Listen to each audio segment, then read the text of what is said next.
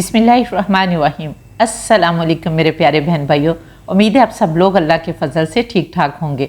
सर्दियों की जान, पंजाब की शान, सरसों का साग, ना काटना ना घोटना ना इंतज़ार, 15 मिनट में लजीज साग तैयार। आज आपकी बहन आप लोगों को एकदम पंजाबी तरीके से सरसों का साग बनाना सिखाएगी और ऐसा सीक्रेट तरीका बताऊंगी कि झटपट बनेगा और हेल्दी तो बनेगा ही, क्योंकि बहुत सारी हेल्दी चीज़ें हम इसमें डालने वाले हैं और साथ ही 2 मिनट में फ्रेश मक्खन बनाना भी सिखाऊंगी। तो चलिए देख लेते हैं कि इसे कैसे बनाना है। बिस्मिल्लाहिर्रहमानिर्रहीम। मज़ेदार सरसों का साग बनाने के लिए सबसे पहले तो हमें सरसों के साग की ज़रूरत होगी और यहाँ पर सरसों का साग जो है वो 2 तरीके से बनाया जाता है और 2 तरीके से इसको चुना जाता है कि कौन सा साग जो है वो लिया जाए। एक तो सिर्फ पत्तों वाला साग होता है और उससे साग बनाया जाता है, और एक होता है ये छोटी छोटी जो गंदलें आपको नज़र आ रही हैं ना, डंडियाँ, ये वाली। लेकिन इसमें भी डिसाइड करना होता है कि मोटी डंडल वाली ना हो, मोटी गंदलें ना हो, नहीं तो वो साग जो है वो अच्छा नहीं बनता। इसमें बहुत नरम सी हमने गंदलें लेनी होती है, लेकिन अगर सिर्फ पत्तों से बनाएंगे तो वो भी इतना टेस्टी नहीं बनेगा। इसलिए ज़रूरी है कि छोटी छोटी गंदलें जो हैं वो हों, और दूसरे ये है कि इसमें पके हुए फूल ना हों।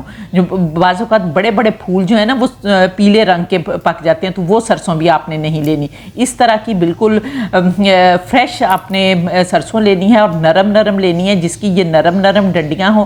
और यहाँ पर आपने तोड़कर डंडी को देख लेना है कि अगर तो डंडी ये देखें इस तरह की होती है ना, चीड़ी सी के टूटती नहीं, वो भी आपने गंदल नहीं लेनी। जो यकदम टूट जाती है वो लेनी है, और दूसरे जो पत्ते होते हैं ना उनके लंबे लंबे डंडल उतार देने हैं, बिल्कुल छोटे छोटे लेने हैं। और इसी तरह अगर बड़ी गंदल है तो उसको भी पीछे से आपने काट देना है और आगे से छोटी छोटी गंदलें जो है वो आपने लेनी है। ये तो था कि साग को आपने किस तरह से डिसाइड करना है। इसको डिसाइड करके अच्छी तरह से, बहुत अच्छी तरह से साफ़ पानियों से धोना है, और क्योंकि इसके ऊपर स्प्रे भी होती है, मिट्टी भी होती है, इसलिए आपने वॉश इसको बहुत अच्छी तरह से करना है और फिर आपने खुश कर लेना है। और इसी तरह आपने पालक लेनी है कि पालक को भी आपने यहाँ पर देखें बड़े बड़े डंडल जो हैं उनको उतार देना है, सिर्फ हल्के हल्के नरम डंडल आपने रहने देने हैं। और इसी तरह से पालक को भी बहुत अच्छी तरह से धोना है, और धोने के बाद अब यहाँ पर जो मैजिक है वो आप लोगों को दिखाऊंगी कि यहाँ पर आपको काटने की ज़रूरत नहीं है, सिर्फ आपने 2-3 कट लगाने हैं मोटे मोटे। और अब आप सोच रहे होंगे कि ये कैसे बनेगा, तो चलिए ये आगे चलकर आपको जो है वो पता चल जाएगा कि कैसे बनेगा। इसके साथ अब हमने जो दूसरे लवाजमात लेने हैं उसमें यहाँ पर देखिए मेथी लेनी है, और इनकी रेशो का आपने बहुत ख्याल रखना है, क्योंकि जब आप इनकी रेशो का ख्याल रखेंगे तो आपका साग मज़े का बनेगा, नहीं तो अदरवाइज़ मज़े का नहीं बनेगा। जिस तरह यहाँ पर अगर आप पालक ज़्यादा डाल देंगे तो पालक का टेस्ट आएगा, साग का टेस्ट ही नहीं आएगा। अगर आप लोग यहाँ पर मेथी है जो कि डालना भी बहुत ज़रूरी है, क्योंकि बहुत हेल्दी होती है मेथी, लेकिन अगर ज़्यादा डाल देंगे तो साग तब भी कड़वा बन जाएगा।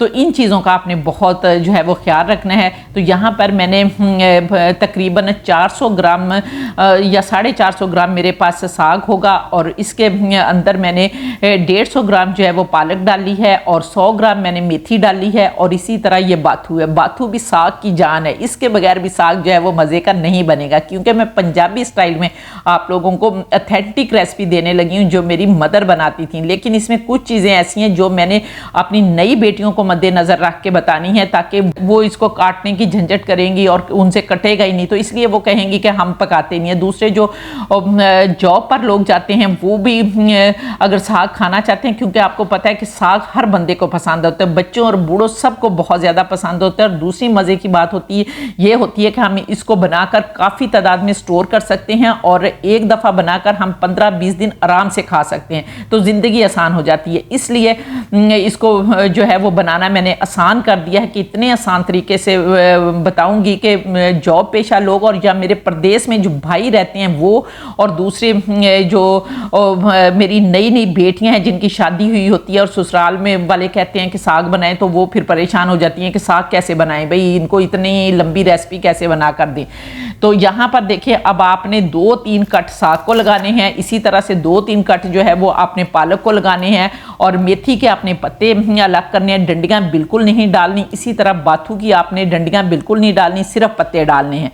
और अब आ गई है बारी प्याज की। प्याज को भी आपने एक प्याज को रफली काट लेना है, और इसके साथ आपने फ्रेश धनिया काफ़ी सारा ले लेना है, उसके भी इतने ज़्यादा डंडल नहीं डालने, बल्कि फ्रेश नरम डंडल जो है वो डाल लेने हैं। और इसके बाद आपने 6 से 7 जवे लहसुन के ले लेने हैं, 1 इंच अदरक का टुकड़ा ले लेना है और उनको भी रफली छोटा छोटा काट लेना है। और ये जो मिर्चें हैं ना, ये साग वाली मिर्चें हैं। देखिए कुछ कुछ लाल हैं, कुछ कुछ सब्ज़ हैं और छोटी छोटी हैं। इनको जो है ना वो साग वाली मिर्चें कहते हैं और ये बहुत ही ज़रूरी हैं, ये डालना बहुत ज़रूरी होता है। और बहुत सारे लोग जो हैं वो बहुत ज़्यादा मिर्चें पसंद करते हैं, तो ये मिर्चें जो हम डालेंगे जो कि साग की जान है। तो यहाँ पर हमारी ये देखें सारी चीज़ें अल्हम्दुलिल्लाह तैयार हो गई हैं, लेकिन इन सब को मैं दोबारा आपको रिपीट करवा दूँ कि आपने काटने से पहले धोना है, क्योंकि काटने के बाद धोएंगे तो सारे न्यूट्रिशंस जो हैं इनके ख़त्म हो जाएंगे। तो इसलिए पहले आपने धोना है और फिर आपने इनको काटना है, ठीक है। और यहाँ पर अब आपने कुकर लेना है और झटपट कैसे बनाना है कि सारी चीज़ें हम कुकर में डाल देंगे और इसके अंदर 1 टीस्पून नमक डालेंगे, क्योंकि जो पत्तों वाली सब्जियां होती हैं ना इनके अंदर ऑलरेडी नमक होता है, तो फिर नमक की हमें ज़रूरत पड़ेगी तो हम आगे चलकर देखकर दोबारा से डाल लेंगे। और इसके अंदर कुछ लोग आपको कहेंगे कि थोड़ा सा पानी डालना है, नहीं, ऑथेंटिक रेसिपी यही है कि इसमें ज़्यादा पानी डालेंगे, साग डूबा हुआ होगा तो फिर ही साग अच्छा पकेगा, क्योंकि पक तो वो जाएगा लेकिन अंदर से कच्चा रहेगा। बिल्कुल अच्छी तरह पकाने के लिए ज़रूरी है कि इसके अंदर आपने ये रेड वाले जो 2 कप है ना ये पानी डालना है। और ये पानी डालने के बाद अब आपने इसको बगैर प्रेशर लगाए चूल्हे पर रखना है। तो चलिए अब चूल्हे पर रखते हैं। बिस्मिल्लाहिर्रहमानिर्रहीम। तो यहाँ पर देखें सबसे पहले आपने हाई फ्लेम कर देना है और हाई फ्लेम पर ढक्कन लगाकर इसको 5 मिनट के लिए आपने पकने देना है। तो यहाँ पर 5 मिनट जब पकेंगे तो साग खुद ब खुद नीचे जाना शुरू हो जाएगा। और इसके ऊपर हम प्रेशर क्यों नहीं लगा रहे, ढक्कन क्यों नहीं लगा रहे, वो मैं आप लोगों को आगे चलकर बताती हूँ। जब तक हमारा साग गलता है हम दूसरा काम कर लेते हैं। तो यहाँ पर अब मैं आप लोगों को झटपट मक्खन बनाना बताऊंगी। यहाँ पर देखें मेरे पास 15-20 दिन की भलाई है जो मैं रोज़ाना फ्रेश दूध से उतारती हूँ और उसको रखती हूँ। और किस तरह से रखना है ये अगर आप जानना चाहते हैं तो फिर आप मुझे कमेंट करें, मैं आप लोगों को बता दूंगी। और बासी भलाई जो है वो आपने बिल्कुल नहीं लेनी। और ये मैंने फ्रिज से निकाली है। जब आपने मक्खन बनाना है तो आपने फ्रीज़र से निकाल कर फ्रिज में रख देनी है। 1-2 घंटा फ्रिज में रखेंगे तो ये अपने सही हालत में आ जाएगी, नहीं तो अदरवाइज ये जमी हुई होती है। अब देखें हमने इसको ये मिल्क शेक जग में डालना है और इसके अंदर अब हमने सारी भलाई जो है वो डाल देनी है और इसके अंदर हमने थोड़ा सा पानी डालना है, तकरीबन 1 गिलास आप इसके अंदर पानी डाल लें।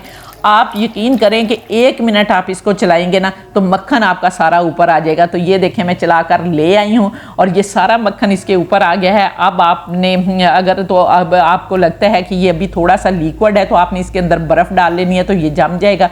और निकाल कर यहाँ पर देखें ये इस तरह पेड़े बनाते जाना है। तो माशाल्लाह अल्हम्दुलिल्लाह फ्रेश साग फ्रेश जो है वो हम मक्खन डालेंगे और इतना हेल्दी साग बनाएंगे कि आप उंगलियां चाटते रह जाएंगे और जिसको भी देंगे वो आपकी तारीफ किए बिना नहीं रहेगा। 5 मिनट हो गए हैं, अब हम अपने साग को देख लेते हैं। बिस्मिल्लाहिर्रहमानिर्रहीम। तो ये देखें माशाल्लाह अल्हम्दुलिल्लाह बहुत अच्छी तरह से हमारा साग पक रहा है और यहाँ पर देखें कि नीचे चला गया है साग पक के।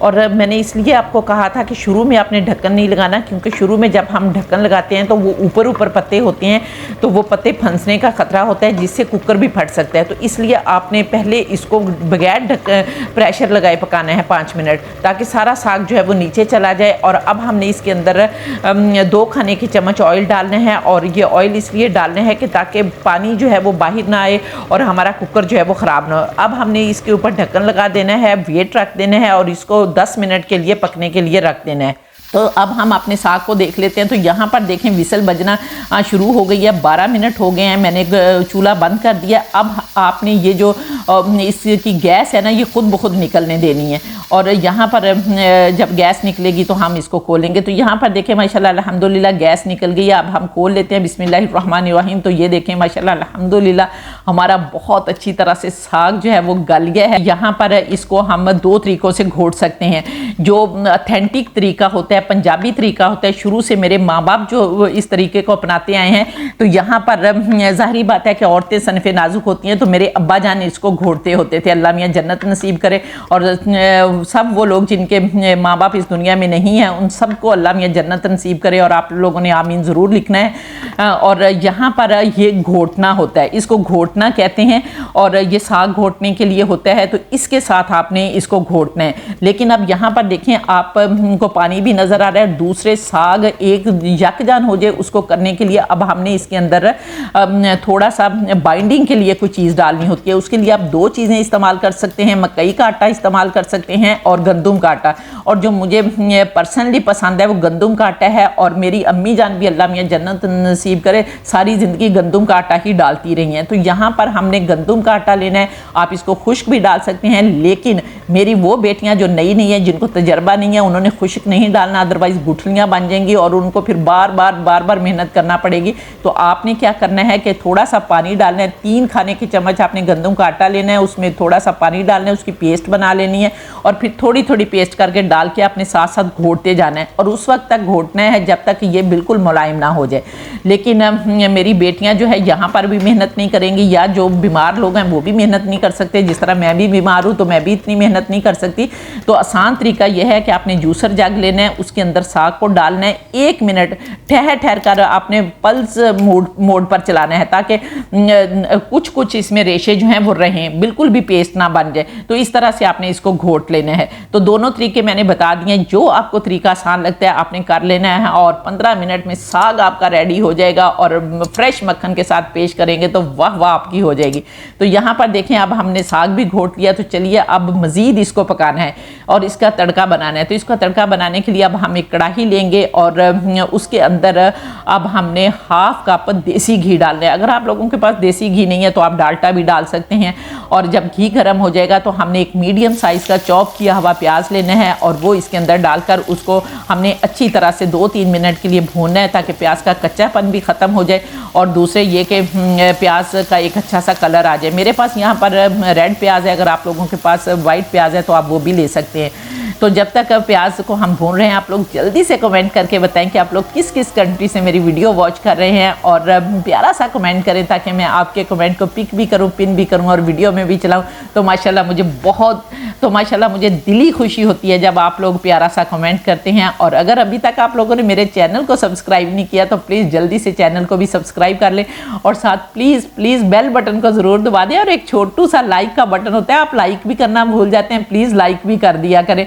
तो यहाँ पर देखें माशाल्लाह अल्हम्दुलिल्लाह हमारे प्याज जो हैं वो बहुत अच्छी तरह से फ्राई हो गए हैं। अब हमने इसके अंदर 2-3 जवे लहसुन के काट कर डालने हैं, आपने पेस्ट नहीं डालनी, काट कर डालना है, और इसी तरह से हमने अदरक को भी काट कर डालना है। तो यहाँ पर दोनों चीज़ें डाल देंगे और फिर हम इतना भूनेंगे कि लहसुन का कच्चापन जो है वो भी ख़त्म हो जाए। और यहाँ पर 1-2 मिनट भून लिया है। अब हम इसके अंदर 2 सब्ज़ मिर्चें डालेंगे, मैंने एक सुरख लिया और एक सब्ज़ लिया, आप भी इस तरह डाल दें। और इसके बाद हमने 1 खाने का चम्मच इसके अंदर धनिया पाउडर डालना है, और धनिया पाउडर डालने के बाद आपने थोड़ी सी लाल मिर्चें डाल लेनी है अगर आप लोग डालना चाहते हैं, नहीं तो अदरवाइज़ आप स्किप कर सकते हैं। और इसके अलावा आपने इसमें कोई मसाले नहीं डालने, क्योंकि जब आप दूसरे मसाले डालेंगे तो वो हांडी बन जाएगी, वो साग का मज़ा नहीं आएगा।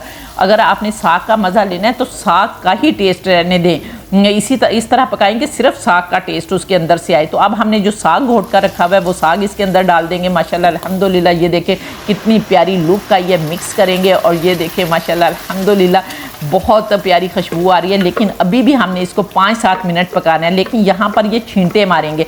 जब हम अपने अब्बा जी के साथ घोटते होते थे ना तो बहुत छींटे पड़ते थे, और इसका छींटा इतना ख़तरनाक होता है कि फ़ौरन से आंवला बन जाता है। इसलिए आपने इस बात का ख्याल रखना है और इसके ऊपर ढक्कन लगा देना है। जिस तरह मैंने डोई अंदर रखी है ना, डोई आपने अंदर रखनी है और ऊपर ढक्कन लगा देना है ताकि वो छींटे जो हैं वो आपके ऊपर ना पड़ें।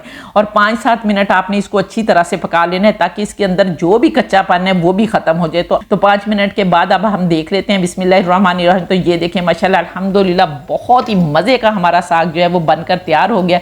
तो चलिए अब इसे डिश आउट कर लेते हैं। बिस्मिल्लाहिर्रहमानिर्रहीम। तो ये देखें माशाल्लाह अल्हम्दुलिल्लाह बहुत मज़े का हमारा साग जो है वो बनकर तैयार हो गया। और अब इसको मज़ीद मज़ेदार बनाने के लिए आपको पता है कि हमने मक्खन भी बना कर रखा हुआ है। तो अब हमने एक तड़का बनाना है और इसके अंदर हमने 2-3 खाने के चम्मच मक्खन डालना है, 2 सब्ज़ मिर्चें डालनी हैं जिसमें एक सुरख मिर्च भी डाल लें और जूलियन का अदरक डालना है और स्लिट की ही मिर्चें डाल लें। और ये देखें माशाल्लाह अब हम इसके ऊपर तड़का लगाएंगे। बिस्मिल्लाहिर्रहमानिर्रहीम। तो ये देखें माशाल्लाह अल्हम्दुलिल्लाह बेख्तियार कहने को दिल कर रहा है फ़ाबिया ये अलाई रब्बिकुम तुकज़्ज़िबान कि मेरे परवरदिगार ने कितनी प्यारी प्यारी नेमतें दी हैं जिनको हम बनाते खाते और अल्लाह का शुक्र अदा करते हैं। तो उम्मीद है आपको मेरी रेसिपी पसंद आई होगी। अगर रेसिपी पसंद आई है तो जल्दी से चैनल को सब्सक्राइब कर लें और अगर आप लोग टिकटॉक पर देख रहे हैं तो फिर मेरी इस रेसिपी को रीपोस्ट भी कर दें ताकि दूसरे लोग भी इससे फ़ायदा उठा सकें। और इसके साथ ही मुझे इजाज़त दें। अल्लाह हाफिज़।